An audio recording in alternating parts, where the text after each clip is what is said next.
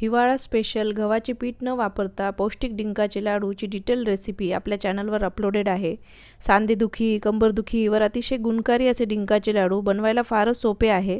या लाडूकरिता मी खूप सारे ड्रायफ्रूट्स, डिंक आणि गुळाचा वापर केलेला आहे। या लाडूकरिता फक्त खारीक आणि खोबरे सोडून बाकी सर्व ड्रायफ्रूट्स तुपावर मी छान परतून मिक्सरला पूड करून घेतलेले आहे।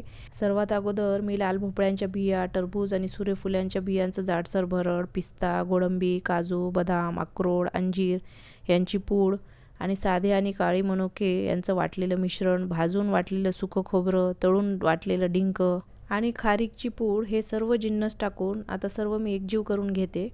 आणि यामध्ये तुम्हाला वेलची, जायफळ पूड टाकायचं असेल तर तुम्ही टाकू शकता। मी फक्त सुंठ पावडर टाकून घेणार आहे। आता मी 1 चमचा सुंठ पावडर टाकून घेत आहे। सुंठ पावडर टाकून सर्व मिश्रण आपल्याला एकजीव करून घ्यायचं आहे आणि आता गूळ आपल्याला विरघळून घ्यायचा आहे।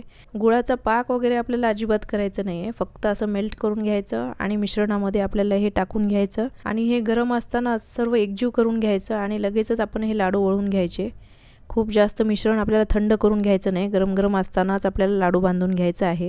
हे डिंकाचे लाडू हिवाळ्यामध्ये शरीराला आतून उबदार ठेवण्यास मदत करते, रोगप्रतिकार शक्ती सुद्धा वाढवते। हे लाडू उष्ण असतात त्यामुळे प्रमाणातच खावे लागते। हिवाळ्यात एक जरी हा मध्यम आकाराचा डिंकाचा लाडू खाल्ला तरी ते पुरेसं होते।